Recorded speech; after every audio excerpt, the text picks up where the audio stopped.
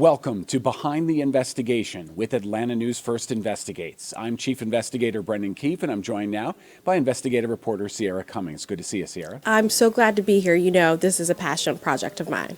And so what we're talking about today is child welfare and drug tests. And some parents, particularly mothers, are losing either visitation or custody of their children in part because of these drug tests, which are not always accurate. Not always accurate. So this story is a part of a larger project called Stolen Sobriety. And for people that may not know, maybe they've had no interaction with child welfare services here in Georgia or anywhere else in the country. But when drugs are at the basis of a child welfare case, like a parent is accused of doing drugs, in order to get their kids back or in order to keep their parental custody, a judge may require them to agree to random drug screens. And that judge may say you have to have, let's say, like a year's worth of negative drug screens. And so usually parents who are eager to remain in their children's lives want to have custody over their kids.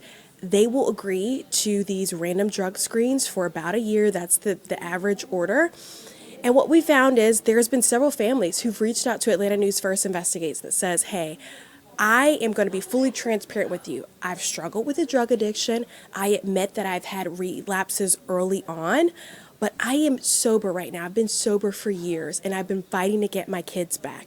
But when I take a drug test with the state subcontracted labs, it'll say I'm positive for drugs. And then at the advice of my attorney, I've got to take another test at an independent lab, and it'll prove that I'm negative for the drugs that they accuse me of being on. We wanted to take a further look into that because the claims are so jarring and lives are quite literally on the line. So here's part one of Stolen Sobriety. I think I got it set for like 330 degrees. I wanted something that's more than a picture. The heat press machine on Brittany Tucker's kitchen table, it was for personal reasons at first. Then came the professional ones too. So I've got a large company shirt order coming in. People wanting to memorialize a loved one. Grief Brittany knows about well. After my brother passed away, I took it the wrong way and I turned to drugs. The addiction caused intervention in 2016 from Georgia Division of Family and Children's Services, or DFCS. Within 2 years, the state had removed all of her kids from her Grayson home, including a newborn daughter. When drugs are the basis of a Georgia child welfare case, a judge can require the parent submit to hair follicle drug screens. Since 2016, DFCS contracted workers showed up to collect specimens to send off to drug testing labs. I didn't get sober for myself. I did it for my kids. She says she was sober with no more relapses by 2019. Just one problem. According to the state subcontracted lab results, multiple times when Brittany claims she was sober, she tested positive for methamphetamine. I don't know if there's any words to actually put to describe that. An Atlanta News First investigation uncovered the labs the state subcontracts have a history of false positive allegations. The companies are Avra Health and Expertox. There is so many what I would say are false positives. Attorney Doris Good represents Brittany and advised the mom to start getting tested at independent labs too. What's happening is DFCS are turning up positive and independent labs are turning up negative. Her attorney Doris Good argued in Gwinnett Juvenile Court the hair follicle testing by the two companies can and does result in false positives. The cases where our clients are staying sober is really, it's sad that they're losing their children because of false positives. Brittany claims not only was her time with her kids robbed, but her sobriety stolen too. Oh my God. You try to put on a brave face for them. They are positive. Atlanta News First Investigates took Brittany's case to a veteran toxicologist. Ted Simon spent more than a decade at the Environmental Protection Agency, or EPA. Based off of your expertise, how reliable are these hair tests? The hair tests are not reliable. Federal guidance outlines disadvantages of hair testing include environmental contamination, adding it's difficult to interpret results. Concerns far from new. Atlanta News First Investigates found several civil suits pending against the two subcontracted labs, alleging similar patterns of false positives. In court filings, the companies deny the allegations.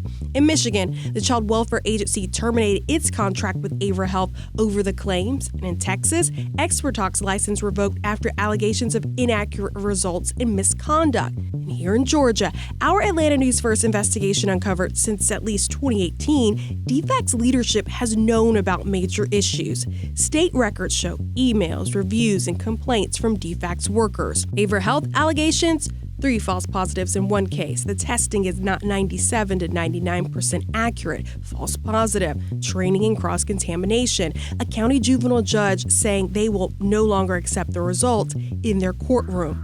Avra Health would not interview but says they've never been informed of a credible concern, adding they stand by their results from their accredited lab. As for ExpertTalk's, state records show DFCS workers had significant concern about validity of future test results. A mom's false positive for meth due to environmental exposure or over-the-counter medicine.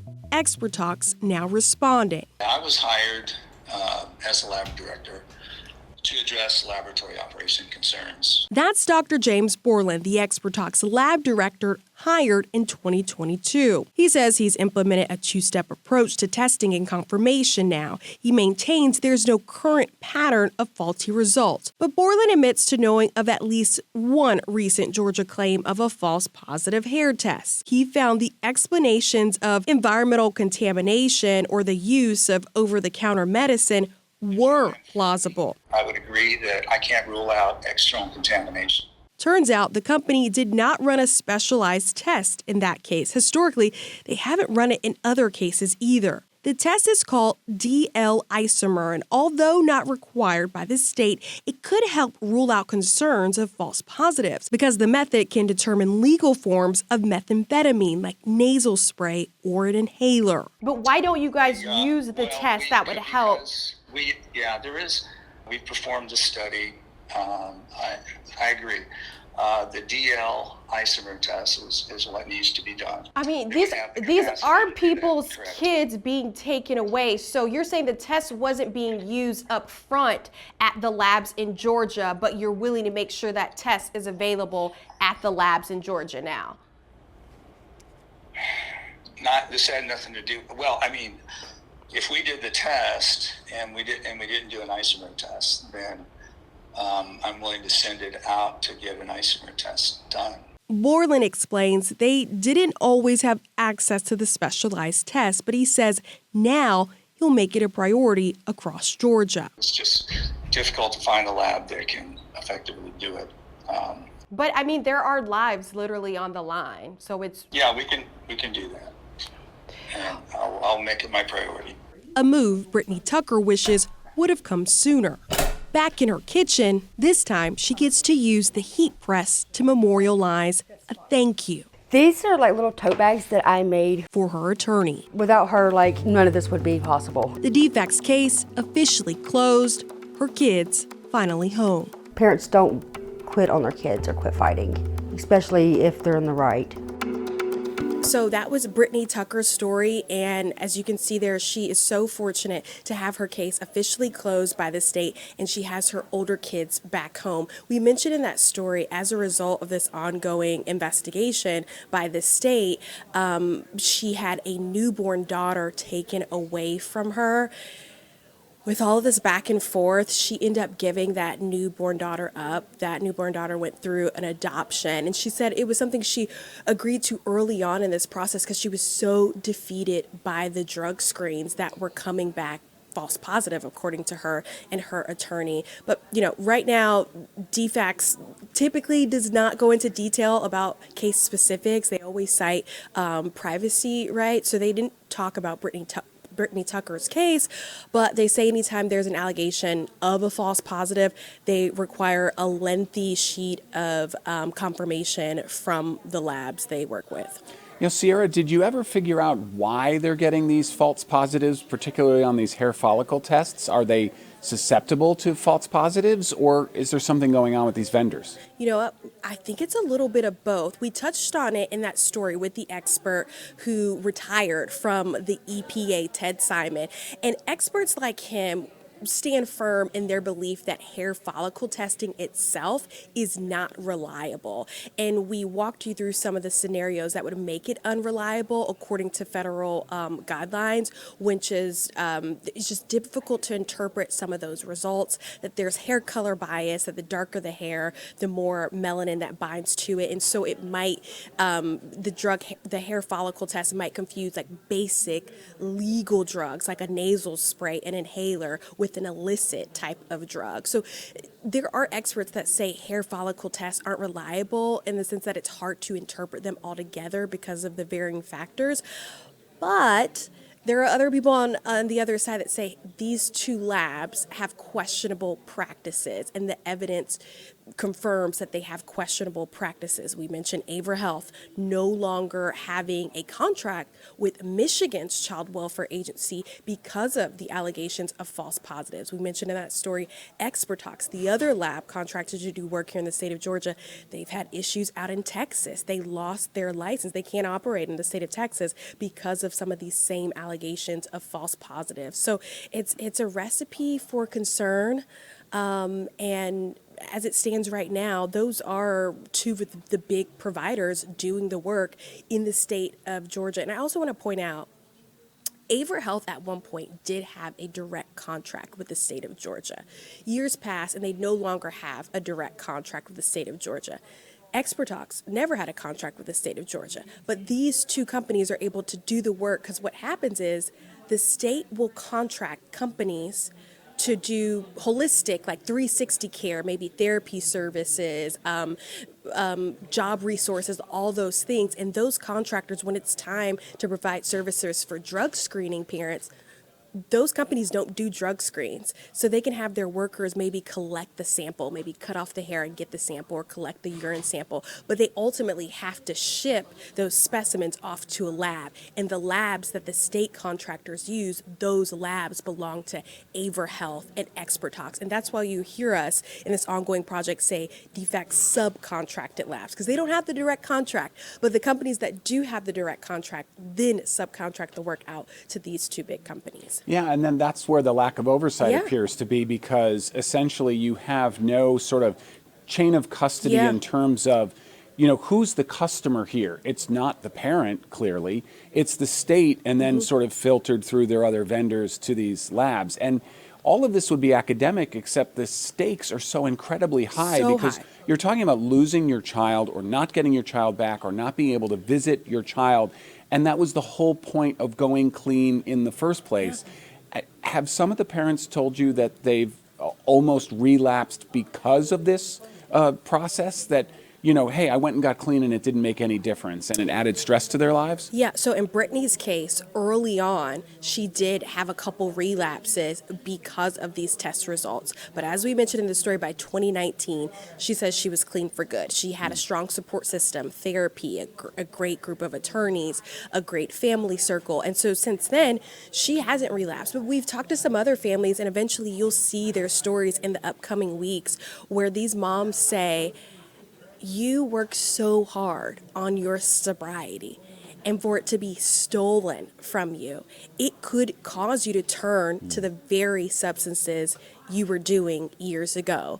And unfortunately, for some of the cases that we've profiled, these families have not relapsed. And so that kind of speaks to their strength, that speaks to their support system. It really is frustrating, but I want to circle back around to the point that you made at the top of this, saying that it kind of changes the oversight in the transparency, because if these companies aren't direct contractors by the state, how much oversight does the state really have? And we asked them about this. DFCS chose not to interview with us on camera, but they maintain that they encourage their direct contractors to disclose the issues they're having with the subcontractors. But they only encourage that. It's not required. It's not mandated. It's like Scout's honor. Yeah, that's fascinating. I've done a few stories myself related to drug and alcohol screening, and it's kind of important, I guess, to know the background that people say, well, why not do a blood test? Why not do a urine test? Blood tests what's psychoactive in your blood. So if there's a substance in your blood, it's what's currently affecting you.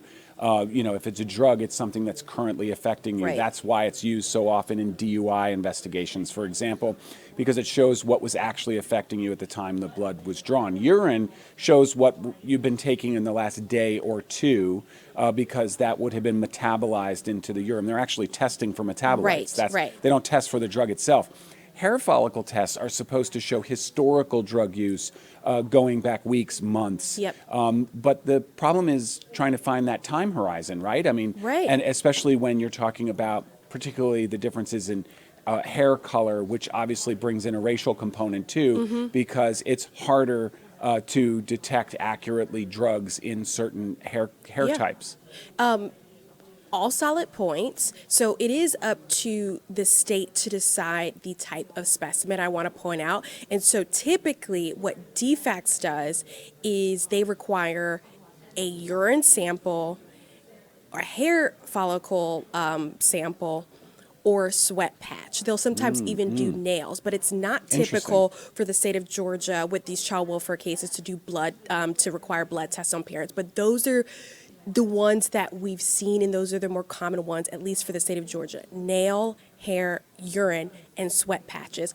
And so the state argues, okay, Sierra, even if there is a concern about hair follicle tests, there's going to be concerns with all kinds of tests, which is why we try to offer a bunch to a parent that believes that their hair follicle tests are false positives, if there's room to follow up. Because in some of these cases, those hair follicle tests have already determined the parental custody. And so then it's kind of like too late. But if there's room, if this case is still kind of ongoing, the parental custody has not been decided, the judge has not terminated the parents' rights, those parents can go to court. And this is what one of our families is currently doing right now. Her case is on a continuance. The judge has not ruled on whether to terminate her parental rights, but they've gone to court. They've talked to the state. Both sides have come to an agreement. Okay, she's alleging these false positives and these hair follicle tests. So they've decided to give her the sweat patch, and that stays on you. That stays on you throughout the day, throughout the week, and they're constantly collecting those results. And so she's kind of using that as a challenge to these hair follicle tests. But then also, the big portion of our story is if you've got an attorney that believes in you, these attorneys are saying, hey, anytime you have to do hair follicle tests from the state subcontracted lab, we're going to have you go to an independent lab. And we're seeing them go to like a LabCorp, Quest Diagnostics, and any lab tests now. And so that's kind of like, if you feel like, the state isn't on your side or they're not listening to you, there are attorneys that are preemptively trying to do their own investigations before they have their first hearings with the juvenile judges. And is the state and is DFCS accepting these independent lab results, or are they, is DFCS challenging them, and are the courts accepting them if the parent goes to an outside lab and look, I'm clean? That's a great question. And I mean, it's a toss-up. We have seen, even in Brittany's case, her case went on, I'm not sure if you heard the numbers of that story, but her DFCS intervention began in 2016. That's nearly a decade of going back and forth with the state. So at some point when they were challenging these results, the state was a little skeptical, like, okay, well, you're going to an independent lab that doesn't have our standards. We have no real oversight of what the independent lab is doing, so we don't trust it. So there was a lot of pushback for her in her case for many months and many years, according to her and her attorney. And eventually it's worked out in her favor, but that's nearly a decade of fighting, a decade of waiting, and in her case, she says a decade of her time being robbed with her children. I know it's cliche in investigative journalism to say, and she's not alone, but she's not alone. I mean, we've been getting these tips consistently from viewers directly, unsolicited, saying, hey, look, they're saying I'm on drugs, I'm clean. So this isn't an anomaly, this is a pattern. And it's not new. To give you some context, because this is behind the investigation, when I first started getting tips on this, it was January of this year, so nearly 10 months ago. And just by the nature of this project, and I want to be tactful here, but just by the nature of this project, I had to be really careful in the cases that I profiled. So that even took time to vet some of these claims because I've had this very transparent conversation with the people we've interviewed that, hey, some people may watch this story and say, you can't believe an addict, they were an addict, like what if they're just lying? And so just by the very nature of the judgment that surrounds this topic, it took me time to just like really sift through what I would quote unquote called like the right kind of case, somebody that by all measurements seemed sober. Everyone around them, their attorney, their peer support advisor, their psychologist, everyone saying like there are no signs pointing to them being have relapsed or still being on drugs. And so it took time to put this story together. But to your point, yeah, she's not an anomaly, and this is not new. You know, I'm glad you brought that up, that we rigorously vet people we interview, particularly when we're saying they're on the side of the angels. We want to make sure they're on the side of the angels. Yeah. You know, in our in plain sight investigation about a year ago, our first quote unquote victim in the middle of our investigation gets arrested for drug possession, possession with intent to deliver marijuana. Yeah. And, you know, even though he might be adjudicated innocent or it has nothing to do with his original case, you know, we chose not to include him in our story because it was too complicated. We can't say this guy had nothing to do with drug dealing and the police took his money if he's currently awaiting trial on drug charges. And so, you know, the irony of all that is he was our first, you know, victim that we were going to highlight, and we left him out of the story because ethically it's very hard for us to stand behind his story. Yeah, it changes not the accusing him of investigation. anything, but it's just like you say, it has to be, you know, if we're going to go take a stand for the truth, we have to be on the side of the truth. We have to be. And I think you can agree with this. Like, the greater the claim, the greater the evidence that is required. That's right. And Extraordinary claims require extraordinary yes, evidence. and this is such a claim. You're accusing the state of wrongfully saying you are not sober and they are keeping your kids. I mean, that is a major claim. And so you've got to, some people don't even realize, like, we're kind of doing an investigation before you even see an investigation make it to TV. We've got to, like, sift through stuff. We've got to get confirmation before sometimes we even sit down to do that formal on-camera interview. So this was, you know, it's quite a laborious project. It took many, many months of vetting to figure out who were the right voices in this story and who had legitimate claims. Yeah, and it's not confirmation bias. It's not like you had a hypothesis and then you went out to find the evidence that fit it. Right. You told real people's stories. But the other thing is, this is a classic holding the powerful accountable investigation, Sierra, and you did a great job because who is more powerful than an agency that has the unilateral right to take your children, and then the burden is on you, the parent, to prove they were wrong? Yeah. And I mean, you have to think about the safety of the child. I want to point out here that we are not making the claim that every person who said their sobriety has been stolen and this is a false positive, they should get their kids back. We're raising the claim about whether these tests are reliable and whether the test alone should be a deciding factor in a child welfare case, because you have to think about the safety of the child. If the test isn't reliable, it can go both ways. What if you're returning a child to a parent who is actually not sober at all, but the test results say they've been sober? And so, I mean, you've got to look at it from Right. all sides. Well, but there I mean, can be false negatives, yeah, too. there can be false negatives. That's exactly what we're saying. So it's really interesting, and I think it's a project that's starting to gain a little traction with some of the stakeholders, including our lawmakers who are on like juvenile justice and the Children and Families Legislative Committee. So we're having conversations with a lot of people, but ultimately it is about holding those in positions of power accountable. You heard in that story, one of the labs decided to interview with us, that phone interview with Expert Talks, and they admitted that they weren't doing a specialized test. And while that specialized test is not required by state or federal law, that specialized test could help them determine false positives or false negatives. It's called an isomer test, and it would essentially like identify whether there is a legal basic drug in the system that this test is detecting or an illicit drug. And like we mentioned, just even like cough syrup. Like, you could test positive for codeine if you've taken some cough syrup in some cases. And so it just turns out that Expertox, at least in the state of Georgia, was not offering that isomer test, which we've come to understand is an expensive test.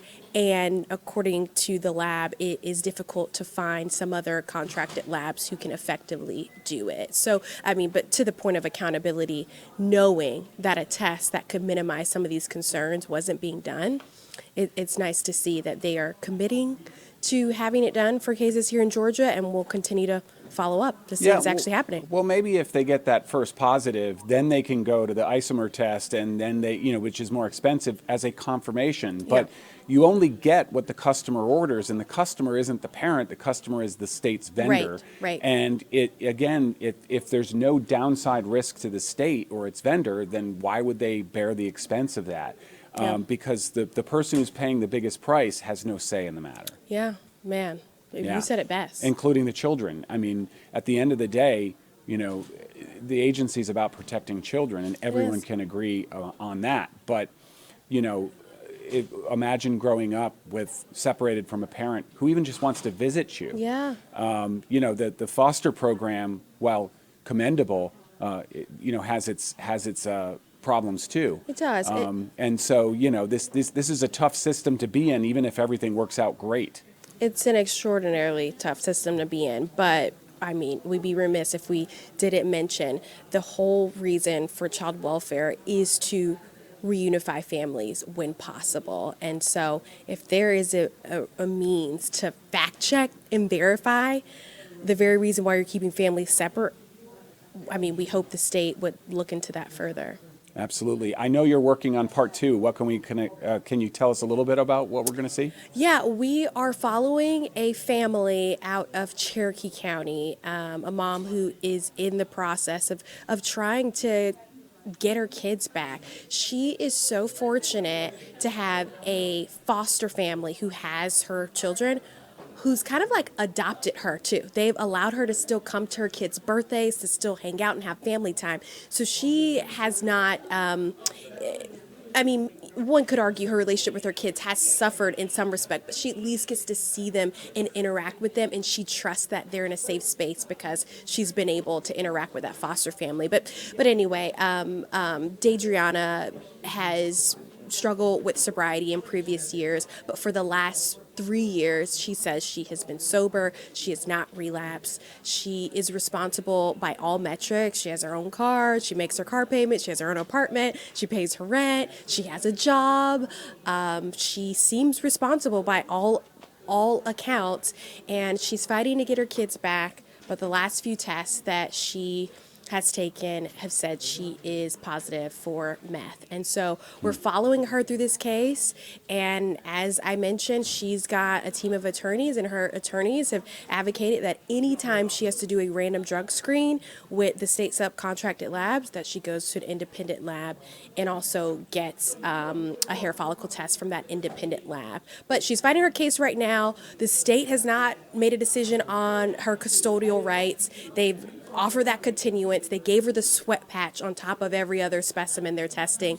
And we are hopeful to see what her case looks like over the coming months. Sierra, you do excellent investigative work. This series of stories, no exception. You're fighting the good fight, and you're giving voice to the voiceless and elevating smaller voices. That's our role here at Atlanta News First Investigates. Thank you for that. You've been watching Behind the Investigation, or listening, because you can also get this as a podcast, wherever you get your podcasts. We'll see you next time.